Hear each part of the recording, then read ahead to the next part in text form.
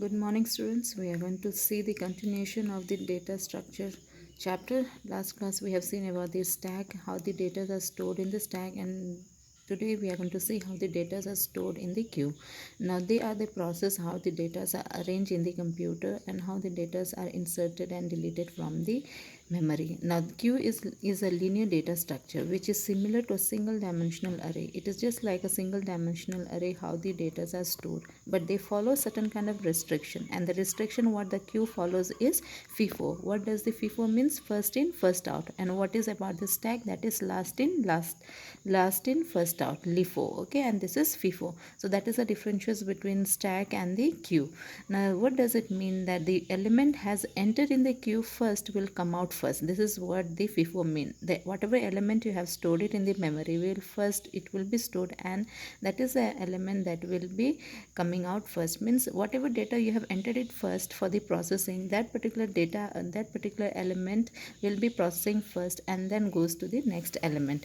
This is about the queue, and it has got two types of an end, that is front end and the rear end. How the data are entered? The data are entered in the queue with the help of rear end. Okay, whenever we are entering the data follows the concept of when it is following the concept of queue, it will see that it has got two ends, that is rear end and front end. So through the rear end the data enters, and front end it points exactly which data has to be deleted. So this process goes on till this memory is full. Okay, so there is another operation that it follows, that is insertion and deletion. That these are the operations of queue. And what are the operations of the stack? The operation of the stack is push, pop. If you remember, push, pop and all are the operations of the stack. So this is about the operation of the queue. That what happens in the insertion is the operation to store the element in the queue. To perform the task, increase the rear end pointer. Means if you wanted to enter the element one by one, that's mean you have to increase the rear end. When you increase the rear end, then you can go to the other pointer. Okay, now suppose if I'm writing 5 here and I wanted to add 3, so I have to increase the rear end in the sense this pointer, the pointer has to point here so that you can enter the other element. Then again the rear end has to it has to be increasing. So like that it will be keep increasing and entering the data. And once it is full, okay, once it is full, then it will show that the queue is overflowing. When it will become full? When n size is equal to the queue.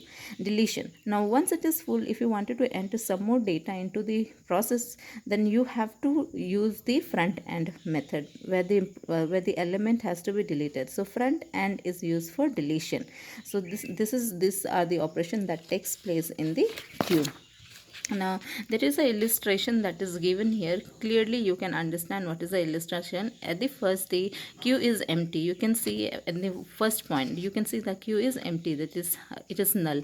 And then it is inserting 5, then 8, it keeps on inserting. So if you come to this point here, it is inserting here.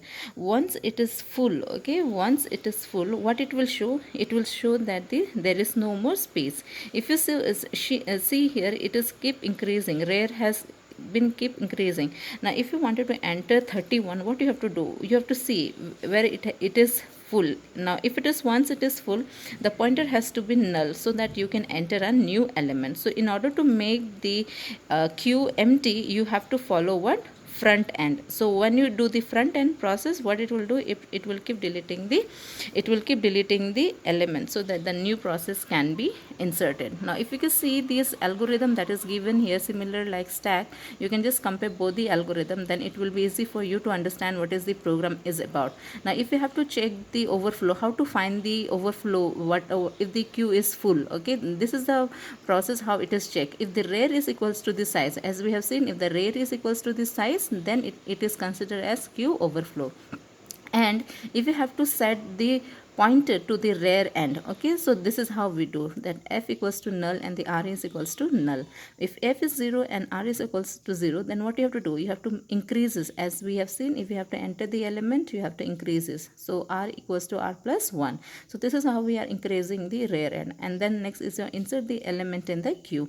Then once it is increased, then you can insert the element in the queue. So this process keep on going once, unless and until it is showing you the queue is overflow. Next, if once it is overflow, you wanted to delete, to check it underflow means to make the queue null. Okay, to make the queue null, so you have to check this condition. If F equals to null and R equals to null, then it will show queue is underflowing. So if what you have to do, you have to it will specify exactly which element has to be deleted. So the front end, because as we have seen that the front end is used for deleting the element, so QF, so it will delete that particular element. And then again go back to the pointer, the next rear, in the rear it will find it out. Now next front end where it has to be deleted. So if front is equals to R, then it will show that the F is equals to null and the R is equals to null. Else it will, what it will do, now in deletion what has to be increases, F plus 1 means front plus 1, that means you wanted to delete the next element. So if you wanted to insert it, what we do, R plus 1, this means we are increasing the pointer where we can enter the new element. So this is the process that goes on in the queue. So this is algorithm. Now program is just similar to the stack, so you can just go through this program that is there. If R is equals to size minus 1, size minus 1 shows the null. Okay, so overflow, what is the function of the overflow, how to delete the queue. So this one we are writing it in the form of the coding. Okay, and the algorithm what we have written, the same thing we are using the coding to store them. Okay, so you can just see this program here and you will understand it, what it is. So this is about the queue. So please compare both the programs and see what is the differentiates between stack and the queue. Next class we will see what is a simple queue and the circular queue.